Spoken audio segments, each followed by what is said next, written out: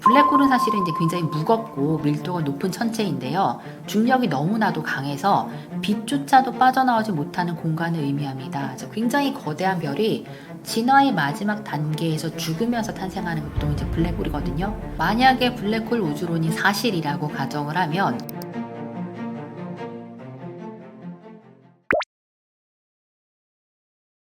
사실은 이제 블랙홀 안쪽이 이제 외부에서 차단된 폐쇄된 공간, 그래서 내부의 시공간이 독립적으로 존재한다라는 그런 이론적인 가능성이 기반한 것으로 이제 알고 있는데요. 결국 우리 우주가 이제 굉장히 거대한 차원의 공간 또는 블랙홀 속에서 자체적인 시공간을 가진 어떤 하나의 세계일 수 있다라는 그런 주장이라고 보여집니다. 근데 지금까지 과학적인 증거들로 보면 우리 우주가 블랙홀의 내부에 존재한다라는 그런 주장은 좀 정설로 받아들여지기 어렵지 않을까라고 판단이 들어요. 그러니까 아인슈타인의 그 일반 상대성 이론에 따르면 질량이 굉장히 큰 물질이 시공간을 휘게 만들어서 극단적인 경우에 블랙홀이 형성되는 것으로 알고 있는데, 그러다 보니 이제 블랙홀 내부에서는 시간이 굉장히 느리게 흐르고 또는 공간이 특이하게 압축되거나 확장이 될 수 있습니다. 근데 오늘날 이제 우리가 발견했던 여러 가지 과학적인 증거들에 따르면 우주는 상당히 균일하고 평평한 구조를 가지고 있고, 흔히 말하는 우주 배경 복사라든가 적색 편의 같은 것들은 빅뱅 우주론이라는 것을 이제 입증하는 중요한 어떤 과학적인 증거라고 이야기를 하고 있습니다.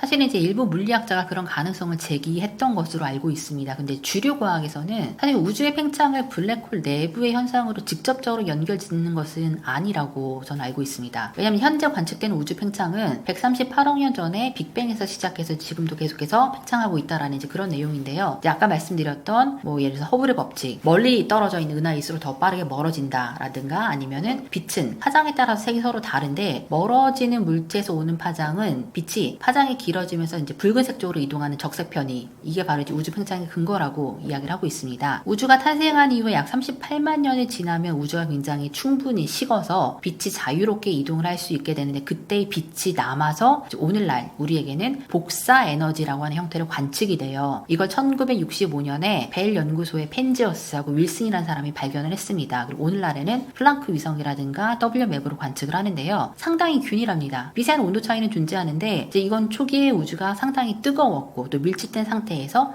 팽창을 했다라는 것을 보여주는 직접적인 증거라고 이야기를 할 수 있습니다.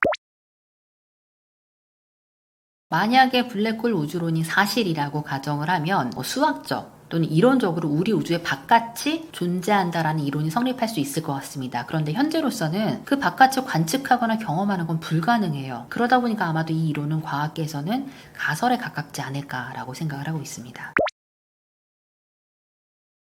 우선 이제 우리가 오늘날 가장 믿을 만한 우주의 탄생 이야기라고 하면 이제 빅뱅 이론을 이야기하는데요. 빅뱅 이론에 따르면 우주는 138억 년 전에 무한하게 작고 또 밀도가 높은 특이점에서 시작을 했다라고 보고 있습니다. 블랙홀의 중심부에도 특이점이 존재하는데요. 그래서 이제 밀도라든가 중력이라든가 시공간의 휘어짐이 이제 무한대로 발생을 한다라고 이야기를 하고 있습니다. 시공간의 법칙에 무너지는 특이점이라고 하는 개념을 공유한다. 이런 점에서는 빅뱅 우주론이라든가 블랙홀 이론이 상당히 유사점을 가진다라고 보여집니다. 블랙홀은 사실은 이제 굉장히 무겁고 밀도가 높은 천체인데요. 중력이 너무나도 강해서 빛조차도 빠져나오지 못하는 공간을 의미합니다. 그래서 보통 아주 큰 별, 굉장히 거대한 별이 진화의 마지막 단계에서 죽으면서 탄생하는 게 보통 이제 블랙홀이거든요. 그래서 빅뱅 우주론은 팽창의 시작, 블랙홀은 중력 붕괴, 그러니까 마지막을 의미하기 때문에 이제 그 물리적인 상황은 좀 다르지 않을까라고 생각을 하고 있습니다. 이제 현재 과학계 정설 이제 표준 우주론, 이제 빅뱅 우주론을 약간 이제 변형시킨 이제 표준 우주론인데요. 138억 년 전에 시공간이나 물질, 에너지가 이제 하나의 점, 특이점에서 시작해서 급격하게 팽창하고 아직도 이제 팽창하고 있다라고 설명을 하고 있습니다. 초기의 고온이라든가 고밀도 상태는 아까 말씀드렸던 우주 배경 복사라든가 적색 편의 이런 것들로 관측이 가능하고요. 블랙홀 우주론은 우리 우주가 더 거대한 차원의 블랙홀 내부에 존재할 수 있다라는 그런 어떤 이론으로 보는 건데요. 블랙홀의 지평선 내부가 자체적인 시공간을 형성할 수 있다라는 약간 수학적인 계산이라든가 또는 어떤 가설, 해석, 거기서 시작한 것이라고 볼 수 있습니다. 여기에서는 이제 우주의 팽창도 블랙홀 내부의 시공간의 확장 현상이다 라고 보는 건데요. 이제 아직까지 실험이라든가 관측으로 입증된 사례가 없다 보니까 좀 이게 약간 하나의 가설이 아닐까라고 생각이 들고요. 아마도 이제 이론 물리라든가 또는 다중우주론 이런 어떤 가설들과 연관된 수학적인 모델로 보는 것이 맞지 않을까라고 생각하고 있습니다.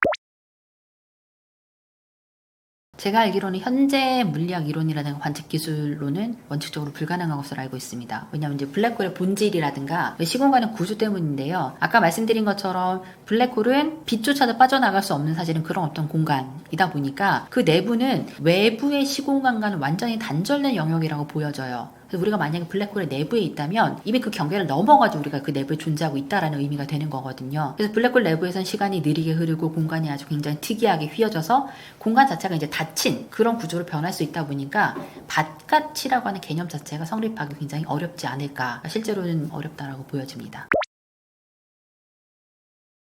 사실 이제 많은 사람들이 역사는 인간만의 것이라고 생각을 해서 실제로는 이제 특정 지역이라든가 아니면 국가를 중심으로 오랫동안 역사적 내러티브를 분석을 해왔는데요. 사실은 이제 인간을 넘어서 이제 인간과 함께 존재하는 생명이라든가 또는 지구라든가 더 이제 시간과 공간의 범위를 확장시키면 우주라는 것도 결국 이제 언제 탄생하고 기원해서 어떻게 변화했는가 나름대로 다 역사를 가지고 있다라고 생각을 합니다. 그러니까 빅히 스토리는 실제로는 가장 믿을 만한 과학적인 증거들을 기반으로 우리가 알고 있는 우주와 생명과 인간의 기원 그리고 그런 것들이 어떻게 변해왔는지를 설명하는 그런 이제 역사적인 시공간의 확장이라고 생각을 해요. 그러니까 이런 것들이 실제로는 과거에는 이 분야는 천문학 또는 뭐 이론 물리학 아니면 생물학 이분 유전학 아니면 여기는 이제 인류학이나 역사이라고 하는 자연과학과 인문학을 명백하게 분리했던 그런 어떤 사실은 환경에서 오랫동안 우리가 학습을 하고 공부를 해왔다면 빅히 스토리는 이런 것들의 학문간의 경계를 되게 자유롭게 넘나들면서 이제 실제로는 자연과학과 인문학이 어떤 지점에서 서로 소통을 하고 실제로 융합을 하는가라는 것을 보여주는 데 굉장히 중요한 어떤 관점하고 시각을 제공해 준다고 생각을 합니다. 이런 것들이 21세기를 살아가는 우리가 사실 현대사회에서